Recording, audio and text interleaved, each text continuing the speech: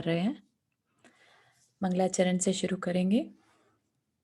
मंगलम भगवान वीरो मंगलम गौतमो गणी मंगलम कुंद कुंदाद्यो जैन धर्मोस्तु मंगलम।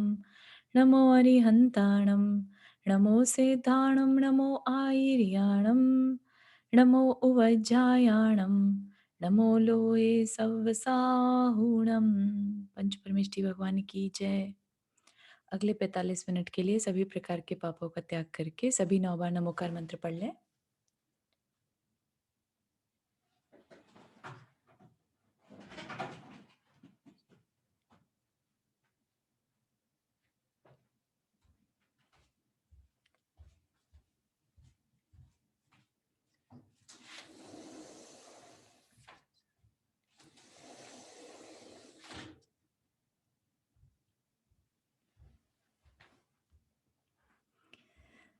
हाँ, तो आज हम पढ़ेंगे विमलनाथ स्वामी का चरित्र।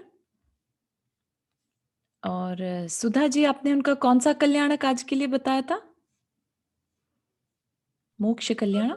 नहीं, आज केवल ज्ञान कल्याणक है। केवल ज्ञान कल्याणक। बहुत सुंदर, बहुत ही सुंदर। तो आज के दिन उनका केवल ज्ञान कल्याणक था, तो उनकी कहानी आज पढ़ते हैं। अपने को और भी ज्यादा विशुद्धि बढ़ेगी और पुण्य का अर्जन होगा। तो क्या कहते हैं यहाँ पर? जिनके दर्पण के समान निर्मल ज्ञान में सारा संसार निर्मल यानी स्पष्ट दिखाई देता है और जिनके सब प्रकार के मलों का अभाव हो चुका है। किन मलों की बात कर रहे हैं यहाँ पर? कर्म मलों की, है ना। मल मतलब मलिनता, गंदगी, और कर्म क्या है? हमारे लिए गंदगी है। तो उनके सब प्रकार के मलों का अभाव हो चुका है। ऐसे श्री विमलनाथ स्वामी आज हमारे मलों का अभाव करें, अर्थात हम सबको निर्मल बनाएं। पश्चिम घाट के खंड द्वीप में मेरू पर्वत के पश्चिम की ओर सीता नदी के दक्षिण तट पर रम्यकावती नाम का एक देश है। उसके महानगर में वह पद्मसेन राजा राज्य करता था, जो कि प्रजा के लिए कल्प वृक्ष के समान इच्छित फल देने वाला था। स्वदेश तथा परदेश के विभाग से कहे हुए नीति शास्त्र संबंधी अर्थ का निश्चय करने में उस राजा का चरित्र उदाहरण रूप था, ऐसा शास्त्र के जानकार कहा करते थे। तो क्या था? वो राजा जो था वो बहुत नीति शास्त्र के अनुसार, जो भी राजनीति है और जो जनरल नीति होती है, एथिकल, राइट, उसके अनुसार अपना कार्य करता था। शत्रुओं को नष्ट करने वाले उस राजा के राज्य करते समय अपनी अपनी वृत्ति के अनुसार धन का अर्जन तथा उपभोग करना ही प्रजा का व्यापार रह गया था। अपनी अपनी वृत्ति के अनुसार मतलब अपने इच्छा अनुसार उनको जो ठीक लगता था वैसा वो धन का अर्जन और उपभोग करते थे। वहां की प्रजा कभी न्याय का उल्लंघन नहीं करती थी। राजा प्रजा का उल्लंघन नहीं करता था। धर्म अर्थ काम रूप त्रिवर्ग राजा का उल्लंघन नहीं करता था। मतलब कि राजा जो है, जो भी वो पुरुषार्थ करता था, वो धर्म अर्थ और काम का अतिरेक नहीं करता था, उनको कभी क्रॉस नहीं करता था लिमिट्स को। और त्रिवर्ग परस्पर एक दूसरे का उल्लंघन नहीं करता था। त्रिवर्ग मतलब धर्म अर्थ और काम। ये नहीं कि धर्म बहुत ज्यादा हो गया या बहुत ज्यादा अर्थ की क्रिया हो गई या फिर बहुत ज्यादा काम की क्रिया हो गई। तो तीनों का मिला जुला था, उल्लंघन नहीं था एक दूसरे की बाउंड्रीज का, लिमिटेशंस का। किसी एक दिन राजा पद्मसेन ने प्रीतंकर वन में सर्वगुप्त केवली के समीप धर्म का स्वरूप जाना और उन्हीं से यह भी जाना कि हमारे सिर्फ 2 आगामी भव बाकी रह गए हैं। तो मुनिराज केवली थे, तो केवली बता सकते हैं कि आगे क्या होने वाला है। तो उन्होंने बता दिया कि तुम्हारे सिर्फ 2 भव बाकी बचे हैं।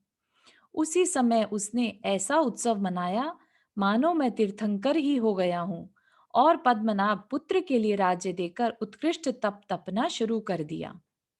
11 अंगों का अध्ययन कर उन पर दृढ़ प्रत्यय किया। प्रत्यय मतलब दृढ़ श्रद्धान किया। दर्शन विशुद्धि आदि 16 कारण भावनाओं के द्वारा तीर्थंकर प्रकृति का बंद किया। अन्य पुण्य पुण्य प्रकृतियों का भी यथा योग्य संचय किया। संचय करना मतलब उनसे पुण्य का संचय किया। और अंत में 4 आराधनाओं की आराधना कर सहस्रार नामक स्वर्ग में सहस्रार नाम का इंद्र पद प्राप्त किया। 4 आराधनाएं कौन सी होती हैं? सम्यक दर्शन, सम्यक ज्ञान, सम्यक चारित्र और तप, है ना? ये 4 आराधनाओं की आराधना करने का मतलब क्या हुआ? इन चारों में ही अपना सारा समय बिता दिया, ठीक है ना? तो 3 आराधनाओं से तो रत्नत्रय हो गया, और रत्नत्रय धारण करके, दीक्षा धारण करके क्या किया? तप किया, है ना? तो वो करने से क्या हो गया उनको? सहस्रार नामक स्वर्ग में सहस्रार नाम का इंद्र पद प्राप्त किया, इंद्र बन गए। वहां 18 सागर उनकी आयु थी। एक धनुष अर्थात 4 हाथ ऊंचा शरीर था, ठीक है? तो एक धनुष बराबर में 4 हाथ, और हाथ मतलब 1.5 फीट, तो इतना ऊंचा उनका शरीर था। द्रव्य और भाव की अपेक्षा जघन्य शुक्ल लेशिया थी। शुक्ल लेशिया मतलब बहुत सुंदर उनके विचार थे, और रंग भी उनका गोरा था। द्रव्य की अपेक्षा, द्रव्य मतलब शरीर का रंग, है ना? और भाव की अपेक्षा मतलब भावों का रंग, ठीक है? तो भावों का रंग उनका सफेद था। वह 9 माह में एक बार श्वास लेता था, 18,000 वर्ष में एक बार मानसिक आहार ग्रहण करता था, और देवांगनाओं का रूप देखकर ही उसकी काम व्यथा शांत हो जाती थी। चतुर्थ पृथ्वी तक उसके अवधि ज्ञान का विषय था। वहीं तक उसकी दीप्ति आदि फैल सकती थी। दीप्ति आदि मतलब वहीं तक उसकी पहुंच थी, है ना? वो खुद भी अगर जाना चाहता था तो वहीं तक जा सकता था, उससे आगे नहीं। वह अणिमा, You must be hungry because the lunch wasn't. I am muting everyone. वह अणिमा महिमा आदि गुणों से समुद्र था, मतलब उसके पास विद्याएं थी, जो 8 विद्याएं देवों के पास रहती हैं, छोटा बड़ा शरीर करने आदि से संबंधित, तो वो उनके पास थी। स्नेह रूपी अमृत से संपृक्त, संपृक्त मतलब युक्त होने वाले, स्नेह रूपी अमृत से युक्त रहने वाले उसके मुख कमल को देखने से देवांगनाओं का चित्त संतुष्ट हो जाता था। इस प्रकार चिरकाल तक उसने सुख का अनुभव किया। वह इंद्र जब स्वर्ग लोक से चयकर इस पृथ्वी लोक पर आने वाला हुआ, स्वर्ग लोक से चयकर, है ना? ये समझ में आ रहा होगा, चयकर मतलब वहां से स्वर्ग को छोड़कर जब पृथ्वी पर आने वाला है, तब इसी भरत क्षेत्र के काम्पिल्य नगर में भगवान ऋषभ देव का वंशज कृतवर्मा नाम का राजा राज्य करता था। जय श्यामा उसकी प्रसिद्ध महादेवी थी। इंद्र आदि देवों ने रत्न वृष्टि आदि के द्वारा जय श्यामा की पूजा की। तो इंद्र इंद्र कब करता है रत्न वृष्टि? कोई शेयर करेगा? जब माता के उनका घर जन्म में होने वाला होता है, हाँ, आते हैं जब माता के घर में आने के पहले 6 महीने 6 पहले महीने से। पहले हाँ, जब तीर्थंकर का जन्म होने वाला हो, है ना? जी। तीर्थंकर तो अभी क्योंकि यहाँ पर ये तो नहीं कहा कि वो तीर्थंकर जन्म ले रहा है, लेकिन क्लियरली क्या कह दिया? इंद्रादि देवों ने रत्न वृष्टि की। इससे समझ आ जाता है कि तीर्थंकर बालक जन्म लेने वाला है। उसने ज्येष्ठ कृष्णा दशमी के दिन रात्रि के पिछले भाग में उत्तरा भाद्रपद नक्षत्र के रहते हुए 16 स्वप्न देखे। उसी समय अपने मुख कमल में प्रवेश करता हुआ एक हाथी देखा, और राजा से इन सब का फल ज्ञात किया। उसी समय अपने आसनों के कंपन से जिन्हें गर्भ कल्याणक की सूचना हो गई, ऐसे देवों ने स्वर्ग से आकर प्रथम गर्भ कल्याणक किया। एक क्वेश्चन था चारू जी हाँ जी। कि ये उनकी माता को 16 स्वप्न आते हैं, जी, राइट? तो दोनों में से पहले क्या होता है? वो रत्नवृष्टि होती है या 16 स्वप्न आते हैं पहले? पहले रत्न वृष्टि होती है। स्वप्न जिस दिन आते हैं, साथ ही साथ उन्हें हाथी प्रवेश करता नजर आता है, राइट? तो इसका मतलब यह है कि उनके गर्भ ठहर गया। तो उस दिन, जिस दिन गर्भ होना होता है, लाइक गर्भ कल्याणक मनाते हैं ना देव, उसी दिन आके, तो हाँ, जिस दिन स्वप्न आते हैं और हाथी प्रवेश करता दिखता है, तो इसका मतलब यह है कि गर्भ ठहर गया। हाँ, तो रत्नवृष्टि पहले होती है तो हाँ, फिर 6 महीना पहले से शुरू कर देते हैं। तो फिर पर चारू एक सेकंड, एक थोड़ा डाउट इसी के साथ में है कि हाँ जैसे रत्न वृष्टि तो 6 महीने पहले होती है, जी, तो गर्भ धारण तो 9 महीने पहले करते होंगे ना? हाँ जी, हाँ जी। तो 15 मास रतन बरसात है ना, 15 मास, 9 + अच्छा, 6। ओह! अच्छा, अच्छा। है ना, हम आरती अच्छा, में पढ़ते हैं ना, उससे पहले पतंग थे। मास रतन बरसाए। ओह! अच्छा, अच्छा, हाँ, ठीक है, ठीक है। ओके, हाँ, थैंक यू। मेरा रीटा जी सवाल आपका अभी प्रश्न। खत्म नहीं हुआ था।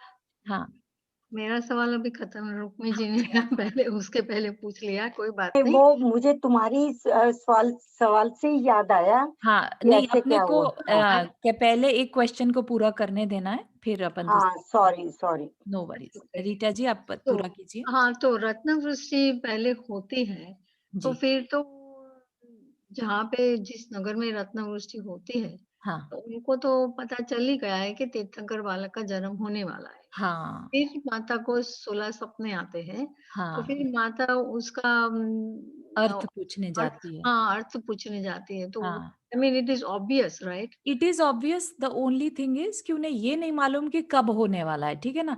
ये अपना अपन पढ़ रहे हैं हर एक उसमें कि 6 माह पहले रत्न बरसाने शुरू कर दिए, लेकिन हम हाँ, ये देखें कि जो रियल में हो रहा है उनको ये नहीं मालूम कि कब गर्भ ठहरेगा, राइट।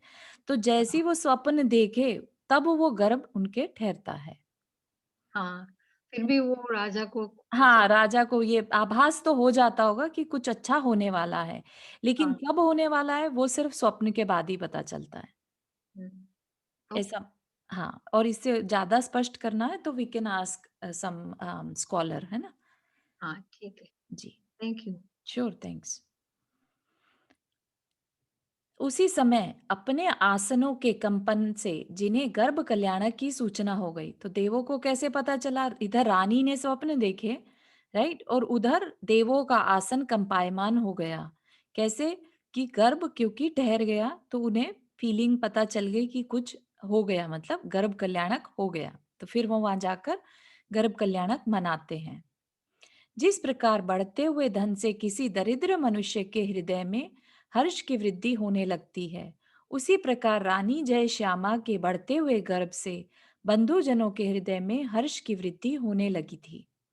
इसमें एक और जानकारी ये भी है कि ऐसा नहीं जो जनरल रहता ना कि जैसे स्टमक बढ़ जाता है, ऐसा कोई भी चिन्ह तीर्थंकर की माता के प्रकट नहीं होता। तो यहाँ पर ये नहीं समझिएगा कि उनका बढ़ते हुए गर्भ से यहाँ पर क्या मतलब है? समय का बढ़ना, है ना? 9 मंथ्स तक का समय। तो जैसे जैसे समय बढ़ रहा है तब बंधुओं के हृदय में हर्ष की वृद्धि होने लगी थी। इस संसार में साधारण से साधारण पुत्र का जन्म भी हर्ष का कारण है। तब जिनके जन्म के पूर्व ही इंद्र लोग नम्रीभूत हो गए हो, उस पुत्र के जन्म की बात ही क्या कहना। माघ शुक्ल चतुर्थी के दिन, इसकी जो शास्त्र जी हैं इनकी दूसरी प्रति में क्या लिखा? चतुर्दशी के दिन। यहाँ पर लिखा चतुर्थी के दिन। अहिर्बुद्ध योग में रानी जय श्यामा ने 3 ज्ञान के धारी, 3 जगत के स्वामी तथा निर्मल प्रभा के धारक भगवान को जन्म दिया। जन्म अभिषेक के बाद सब देवों ने उनका विमल वाहन नाम रखा और सबने स्तुति की। तो यहाँ पर नाम कौन रखता है? इंद्र, है ना। तो इंद्र उनको लेकर गया वहां पर, जो जैसा नवन करते हैं, अभिषेक करते हैं, जन्माभिषेक वो किया और नाम रख दिया और सबने स्तुति करी। भगवान वासु पूजे के तीर्थ के बाद जब 30 सागर व्यतीत वर्ष बीत गए और पल्ले के अंतिम भाग में धर्म का विच्छेद हो गया, तब विमल वाहन भगवान का जन्म हुआ था। उनकी आयु इसी अंतराल में शामिल थी। उनकी आयु 60 लाख वर्ष की थी। शरीर 60 धनुष ऊंचा था। कांति स्वर्ण के समान थी और वे ऐसे सुशोभित होते थे मानो समस्त पुण्यों की राशि ही हो, है ना। तो एक सिंपल किसी के घर में पुत्र हुआ तो कितनी खुशियां, कितनी अच्छा सा लगता है ना। और यहाँ पर सोचिए वो तीर्थंकर बालक जिसका कि कहते हैं कि सुंदर से सुंदर परमाणुओं से जिसका शरीर बना, है ना। शरीर में शुरू से ही सुगंधी आना, अंदर में ब्लड सफेद खून का होना और 1008 चिन्हों का होना, तो ऐसे कोई बालक जन्म ले तो कितना सबको प्रसन्नता अंदर में रहती होगी। समस्त लोक को पवित्र करने वाले अतिशय पुण्यशाली भगवान विमल वाहन की आत्मा 15 लाख प्रमाण कुमार काल बीत जाने पर राज्य अभिषेक से पवित्र हुई थी। तो कितनी आयु थी उनकी? 60 लाख वर्ष। उसमें से 15 लाख वर्ष जब बीत गए तो उनका राज्याभिषेक हुआ। लक्ष्मी उनकी सहचारिणी थी। कीर्ति जन्मांतर के साथ आई थी। सरस्वती साथ ही उत्पन्न हुई थी और वीर लक्ष्मी ने उन्हें स्वयं स्वीकृत किया था। मतलब कि जो लक्ष्मी है, वैभव के लिए जो व्यवहार में बोला जाता है, वो उनके साथ ही हमेशा रहती थी। फिर कीर्ति उनके साथ जन्म से थी, क्योंकि तीर्थंकर नामकरण का बंद किया हुआ था, है ना। सरस्वती साथ ही उत्पन्न हुई थी, मति श्रुत और अवधि ज्ञान उनके साथ थे, और वीर लक्ष्मी ने उन्हें स्वयं स्वीकृत किया था। तो अब क्या बन गए थे, वो राजा भी बन गए। तो वीर लक्ष्मी ने उन्हें स्वयं स्वीकृत किया था। उस राजा में जो सत्य आदि गुण बढ़ रहे थे, वे बड़े बड़े मुनियों के द्वारा भी प्रार्थनीय थे। इससे बढ़कर इनकी और क्या स्तुति हो सकती थी। अत्यंत विशुद्धता के कारण थोड़े ही दिन के बाद जिन्हें मोक्ष का अनंत सुख प्राप्त होने वाला है, ऐसे विमल वाहन भगवान के अनंत सुख का वर्णन भला कौन कर सकता है। जब उन्हें केवल ज्ञान प्राप्त हुआ, तब समस्त इंद्रों ने उनके चरण कमलों की पूजा की थी और इसीलिए वे देवादिदेव कहलाए थे। लक्ष्मी के अधिपति भगवान विमल वाहन का कुंद पुष्प अथवा चंद्रमा के समान निर्मल यश दिशाओं को प्रकाशित कर रहा था, सभी दिशाओं को प्रकाशित कर रहा था, और आकाश को काश के पुष्प के समान बना रहा था। मतलब सब तरफ उनका यश फैल रहा था और आकाश को काश के पुष्प के समान बना रहा था। तो आकाश में पुष्प जैसे सुंदर लगता है, ऐसा उनको वो भी लग रहा था। इस प्रकार 6 ऋतुओं में उत्पन्न हुए भोगों का उपभोग करते हुए भगवान के 30 लाख वर्ष बीत गए। तो 15 लाख वर्ष बाद तो वो राजा बने और 30 लाख वर्ष उन्होंने राज्य किया। एक दिन उन्होंने, जिसमें समस्त दिशाएं, भूमि, वृक्ष और पर्वत बर्फ से ढक रहे थे, ऐसी हेमंत ऋतु में बर्फ की शोभा को तत्क्षण में विलीन होता देखा। तो कई बार हमने भी देखा है ना, बर्फ है और थोड़ी देर में सूरज निकल आए तो उसके ताप से बर्फ चली जाती है, अभी थी और अभी नहीं है। तो ऐसा देखकर उन्हें क्या हो गया, वैराग्य हो गया, जिससे उन्हें उसी समय संसार से वैराग्य उत्पन्न हो गया। उसी समय उन्हें अपने पूर्व जन्म की सब बातें याद आ गईं और मान भंग का विचार कर रोगी के समान अत्यंत खेद खिन्न हुए।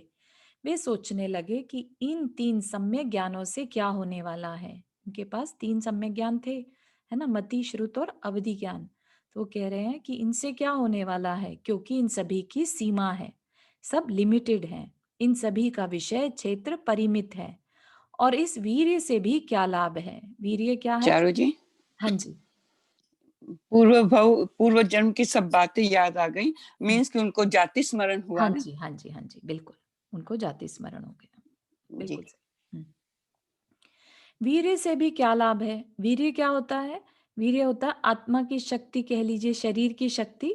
तो वो कह रहे हैं कि इससे भी क्या लाभ है, जो कि परम उत्कृष्ट अवस्था को प्राप्त नहीं है। चूंकि प्रत्याख्यानावरण कर्म का उदय है। प्रत्याख्यानावरण कर्म का उदय है, ये एक प्रकार की कषाय की कैटेगरी है, जैसा पहले बताया था, अनंतानुबंधी, अप्रत्याख्यान, प्रत्याख्यान और संज्वलन। राइट, तो ये कैटेगरी की कषाय, अगर ये कैटेगरी का क्रोध, मान, माया, लोभ हो तो क्या होता है, वो महाव्रत नहीं लेने देता। महाव्रत मतलब साधु नहीं बनने देता, मुनि नहीं बनने देता, ठीक है ना।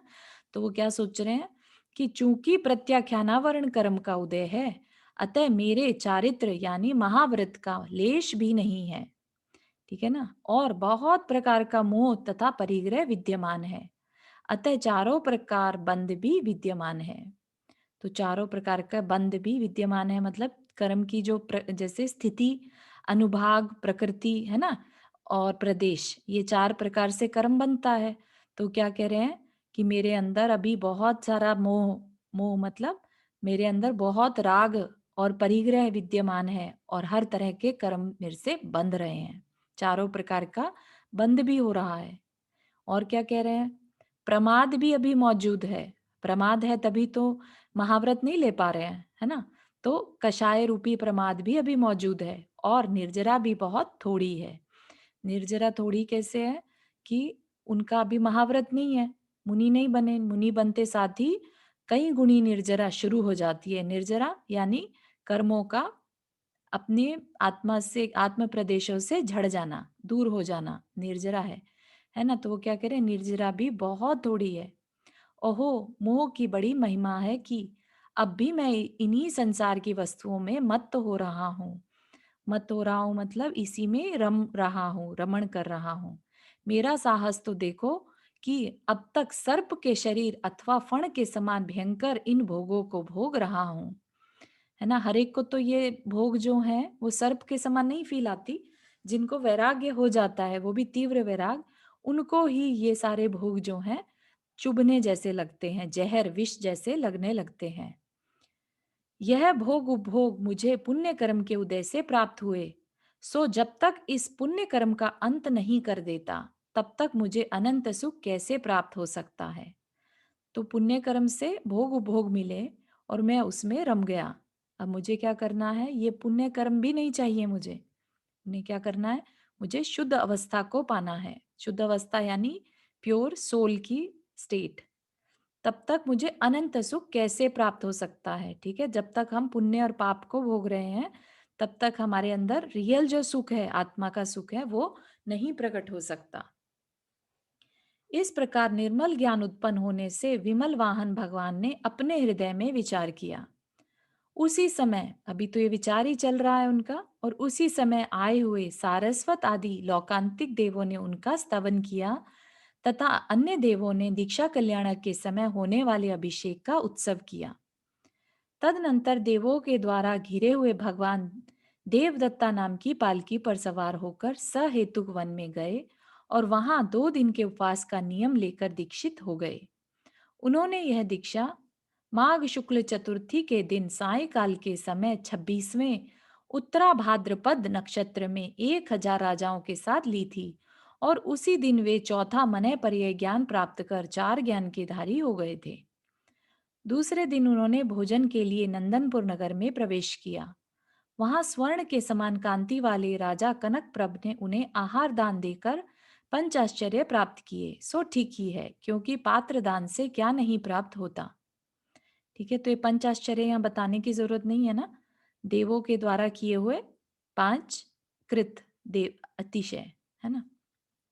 इस प्रकार सामायिक चारित्र धारण करके शुद्ध हृदय से तपस्या करने लगे। सामायिक चारित्र होता है जिसमें समता धारण की जाए, है ना। अब उन्हें सुख और दुख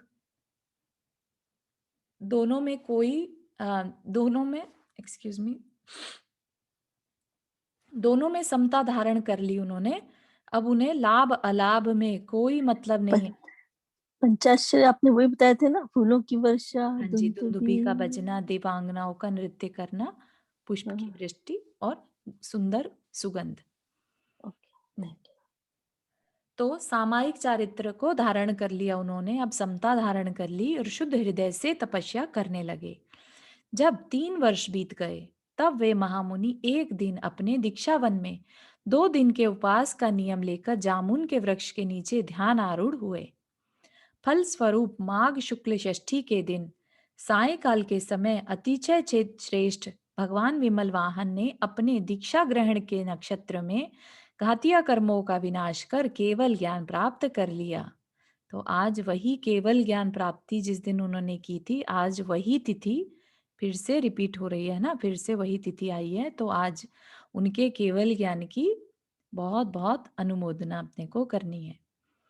अब वे चर अचर समस्त पदार्थों को शीघ्र ही जानने लगे। तो केवल ज्ञान ऐसा ज्ञान है जिससे कि समस्त जितने भी तीनों लोकों के पदार्थ हैं उनको वो हर पर्याय के साथ जानते हैं। उनकी मतलब इतना विशाल ज्ञान आत्मा से प्रकट हो जाता है। ये सारा ज्ञान कहाँ छुपा हुआ था? कर्मों के कारण, ज्ञानावरणीय कर्म के कारण छुपा हुआ था, जबकि सबकी आत्मा के अंदर ये केवल ज्ञान रहता है, लेकिन पूरी तरह से ढका हुआ है। तो अगर हम चाहें तपस्या करें और अगर हमारा देश काल परिस्थिति सही है तो हम भी केवल ज्ञान को प्राप्त कर सकते हैं और कल्याण कर सकते हैं। उसी समय जैसे ही अब केवल ज्ञान हो गया तो उसी समय अपने मुकुट तथा मुख झुकाए हुए देव लोग आए। उन्होंने देवदुन्दुभी आदि 8 मुख्य प्रातिहार्यों का वैभव प्रकट किया। उसे पाकर वे गंधकुटी के मध्य में स्थित सिंहासन पर विराजमान हुए। तो ये गंधकुटी कहाँ पर बनती है? समवशरण में, है ना। समवशरण के जो बीचों बीच का स्थान है, जिसके ऊपर भगवान का सिंहासन और अशोक वृक्ष आदि जो 8 प्रातिहार हैं वो बनते हैं, वो गंधकुटी कहलाती है। तो वहां पर भगवान जाकर स्थित हो गए ऊपर में। वे भगवान मंदर आदि 55 गणधरों से सदा घिरे रहते थे। 1100 पूर्वाधारियों पूज्य पूर्वधारियों से सहित थे। 36,530 शिक्षकों से युक्त थे। 4,800 तीनों प्रकार के अवधि ज्ञानियों से बंधित थे। 5,500 केवल ज्ञानी उनके साथ थे। 9,000 विक्रिया रिद्धि के धारक उनके संग की वृद्धि करते थे। 5,500 मने पर्याय ज्ञानी उनके समव शरण में थे। वे 3,600 वादियों से सहित थे। इस प्रकार 68,000 मुनि उनकी स्तुति करते थे। पद्मा को आदि लेकर 1,03,000 आरिकाएं उनकी पूजा करती थी। वे 2 लाख श्रावकों से सहित थे तथा 4 लाख श्राविकाओं से पूजित थे। इनके सिवाय 2 गणों अर्थात असंख्यात देव देवियों और संख्यात तिर्यंचों से वे सहित थे। इस प्रकार धर्म क्षेत्रों में उन्होंने निरंतर विहार किया तथा संसार रूपी आतप से मुरझाए हुए भव्य रूपी ध्यानियों को संतुष्ट किया। तो यहाँ पर एक जैसे दृष्टांत टाइप का रहता है ना, एग्जाम्पल की तरह से समझा रहे हैं भव्य रूपी धान्य, भव्य रूपी मनुष्यों को, ठीक है ना। और धर्म क्षेत्रों में विहार किया, निरंतर विहार किया, और फिर अंत में समेत शिखर पर जाकर उन्होंने 1 माह का योग निरोध किया। 8,600 मुनियों के साथ प्रतिमा योग धारण किया तथा आषाढ़ कृष्ण अष्टमी के दिन उत्तरा भाद्रपद नक्षत्र में प्रातः काल के समय शीघ्र ही समुद्घात कर सूक्ष्म क्रिया प्रतिपाति नाम का शुक्ल ध्यान धारण किया। हाँ सपना जी, आपने हाथ रेज किया। ये योग निरोध तपस्या होती है? हाँ, योग निरोध क्या रहता है कि देखो, तपस्या तो स्टार्टिंग हो गई थी मुनि बनते साथ ही, है ना। तो तपस्या तो वहीं से चालू हो गई थी, लेकिन अब क्या किया उन्होंने? योग निरोध। योग निरोध होता है जब मन वचन और काय की क्रियाओं को रोक दिया। मतलब कि हलन चलन, प्रतिमा योग हम पढ़ रहे थे ना, प्रतिमा की तरह बैठ जाते हैं, वैसा बिल्कुल। ओके। मतलब एकदम पत्थर की तरह से 1 महीने तक बैठे रहे। ध्यान तो लगाना काइंड ऑफ थिंग। ध्यान तो वो पहले भी लगा रहे थे, लेकिन अब ये वाला ध्यान ऐसा ध्यान है जिसमें कि अब उनका ना तो मन चल रहा है, ना वचन चल रहे हैं, और ना ही शरीर चल रहा है। मन तो वचन उनके अंदर काय से कोई भी विचार नहीं आता होगा, मतलब कुछ भी एक नहीं, बिल्कुल कोई भी ब्लैंक। विचार? हाँ बिल्कुल, सिर्फ आत्मा एक तरह से अपनी आत्मा में स्थित हो जाते हैं, उन्हें बाहर में ओके। कुछ भी नहीं रहता। तो उसे योग निरोध कहते हैं, और ये बिल्कुल अंतिम कह लीजिए चरण है बिफोर मोक्ष। इसके बाद सीधा मोक्ष होता है, ओके ओके ठीक है। ओके। हाँ थैंक यू। श्योर। फिर क्या कह रहे हैं? प्रातः काल के समय उन्होंने क्या किया? समुद्घात। समुद्घात एक टेक्निकल टर्म है। इसमें क्या रहता है? केवली समुद्घात, क्योंकि ये केवली भगवान ने किया, तो समुद्घात में क्या है? आत्म के प्रदेश, है ना। क्या हुआ? उनकी आयु थोड़ी बची है, लेकिन अभी वेदनीय कर्म बचा है आत्मा के साथ।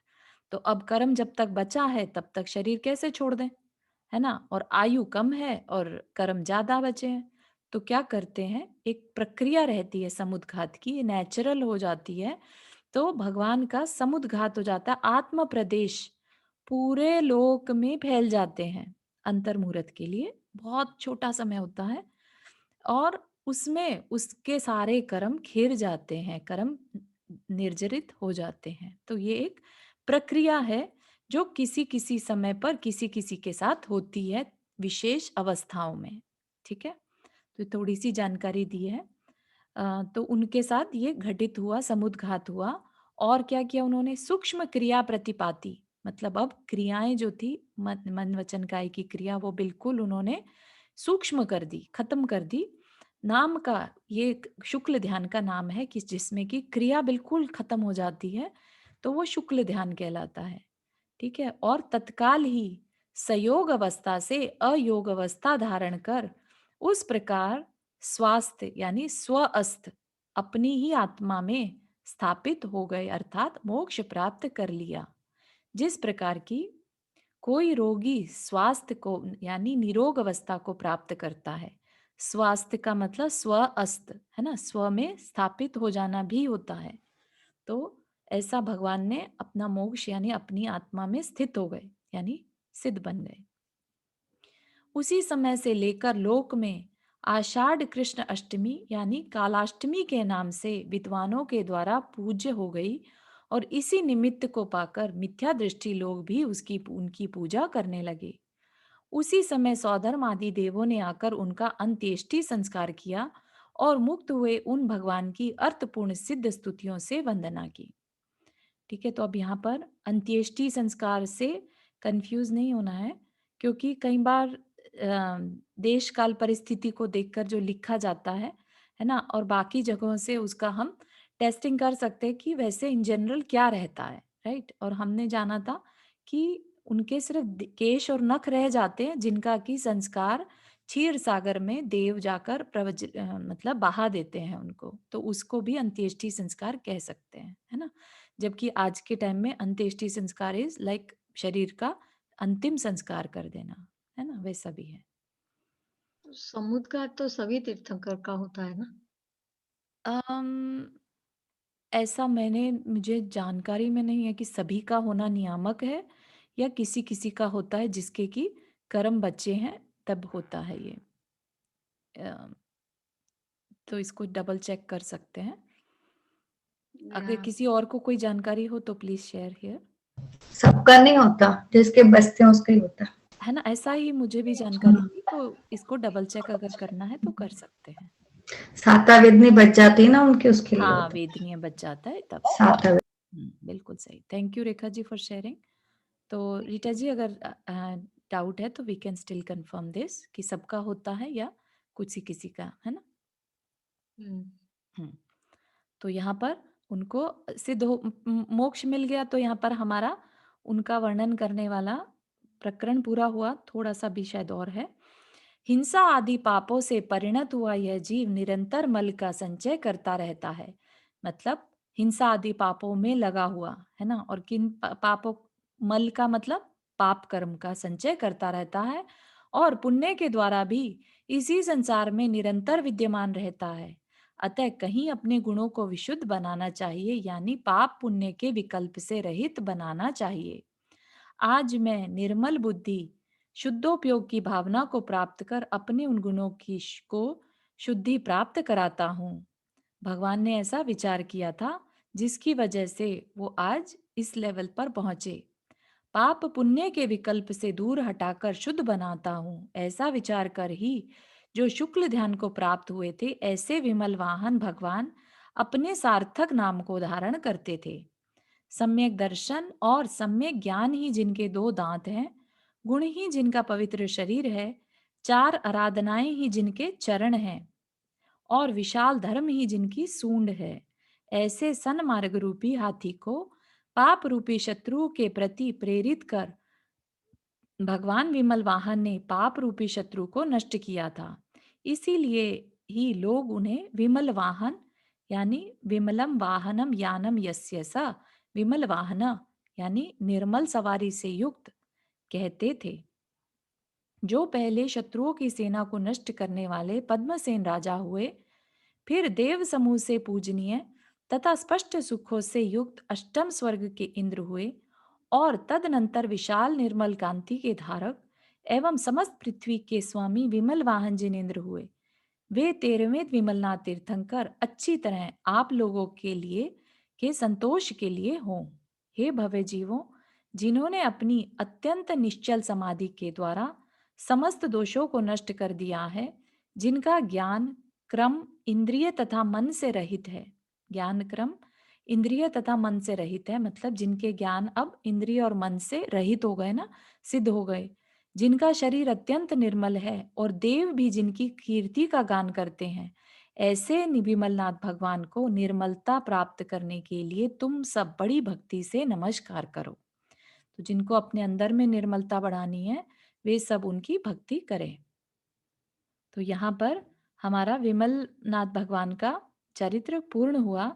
इसके बाद अनदर हमने 2 ऑलरेडी बलभद्र और नारायण के चरित्र पढ़ लिए थे। अगले बलभद्र और नारायण का चरित्र यहाँ पर शुरू होता है। तो इनका नाम विमल वाहन से विमल नाथ कैसे हुआ और कभी हुआ? हाँ, विमल नाथ ही है वैसे, लेकिन विमल वाहन कहते थे क्योंकि उन्होंने यहाँ पर बोला ना, निर्मल सवारी से युक्त थे। विमल वाहन यानम यस्य स विमल वाहन, जिसका कि इसलिए ही लोग उन्हें विमल वाहन कहते थे, है ना। तो भगवान विमल वाहन ने पाप रूपी शत्रुओं को नष्ट किया था, इसलिए अम, नीचे की लाइन में लिखा है ना, हाँ, स्वामी वे 13वें विमलनाथ तीर्थंकर। कौन सी लाइन में? अथांत विमलनाथ वर्मा। हाँ, हाँ, नहीं, अब आगे तो उनका शुरू हो रहा है यहाँ पे बलभद्र और नारायण का। तो ये विमलनाथ भगवान आ गया ना यहाँ पे लिखा हुआ। हाँ हाँ हाँ, विमल नाथ तो अपन बोलते ही हैं, लेकिन यहाँ पर जगह जगह पर विमल वाहन बोला है ना। तो ये कह लीजिए कि उनका दूसरा नाम, जैसे वर्धमान का दूसरा नाम महावीर है ना, इसी तरह से विमल वाहन यानी विमलनाथ भगवान। ओके।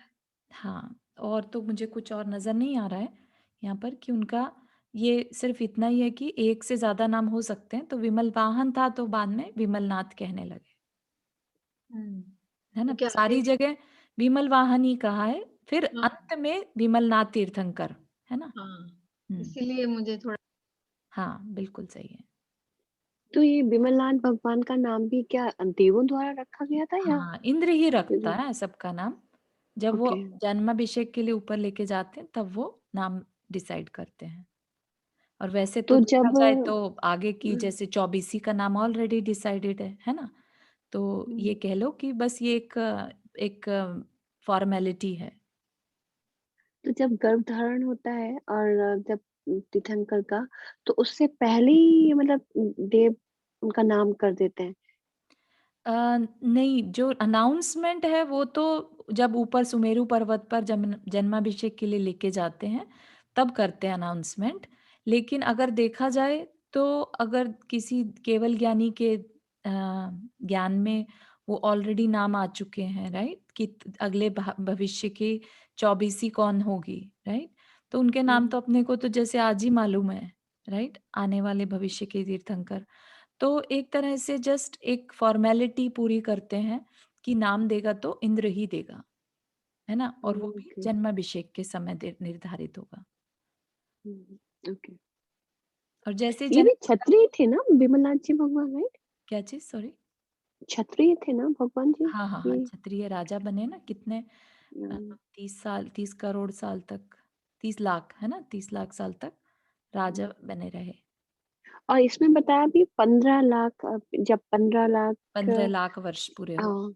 हाँ, जब उनको 12 वर्ष अभिषेक हुआ, राइट? तो राज्य 15 लाख मतलब 15 15 साल, आज की अगर उसमें बोले जाए तो 15 साल। कह सकते हैं। अब मतलब एग्जैक्टली तो नहीं मालूम कि भाई वाकई में इतना डिफरेंस होता होगा क्या, कि पहले के 15 लाख आज के 15 साल, है ना। लेकिन हाँ, ऐसा लग रहा है आयु की अपेक्षा कि अगर 60 लाख वर्ष उनकी आयु थी और आज की डेट में 60 वर्ष भी बड़ी मानी जाती है, तो यस, कह सकते हैं ऐसा, है ना। ओके। और किसी को कोई प्रश्न? क्योंकि अगर हम नया शेष टॉपिक शुरू करेंगे बलभद्र नारायण तो पूरा नहीं हो पाएगा। 6 मिनट बच्चे हैं हमारे पास, और हमें ये फिर मंडे को दोबारा से लेना है ना। 2 दिन का अभी बीच में हम 6 डाला पढ़ेंगे। तो अगर कुछ और चर्चा करनी है 5-1 मिनट तो वी कैन डू दैट।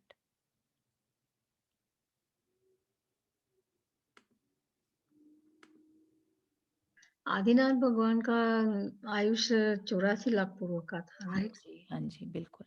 तो फिर उसके बाद जैसे जैसे नंबर तीर्थंकर का नंबर बढ़ता गया, आयु कम होती रहती है। करेक्ट करेक्ट करेक्ट, तो क्योंकि अवसर्पिणी काल चल रहा है ना, तो सब कुछ घटता जा रहा है। हाँ, आयु, तो बल सब घट रहा है ना। हाँ, तो अंत में महावीर स्वामी का तो ओनली हाँ, 72 ईयर्स 72 था। वर्ष, है ना, कितना छोटा हाँ, समय रह तो गया, ये सोचिए। 15 लाख हम नहीं बोल सकते 15 बरस के बराबर। हाँ, नहीं बोल सकते, हाँ, एग्जैक्टली नहीं कर सकते अपन, हाँ, लेकिन ठीक है, समझने के लिए कह सकते हैं 15 लाख वर्ष में, ऐसा नहीं समझिए कि 15 लाख वर्ष में बूढ़े हो गए होंगे, तो कि 15 लाख तो युवा ही रहे, है ना? तो उसी हिसाब से प्रोपोर्शनेट था बढ़ना भी। उनको तो जन्म जरा मृत्यु का कोई होता ही नहीं है ना। हाँ, भगवान तो वैसे भी बूढ़े नहीं होते। बुढ़ापा कहाँ आता है उनको। करेक्ट, करेक्ट, बिल्कुल हाँ, सही है।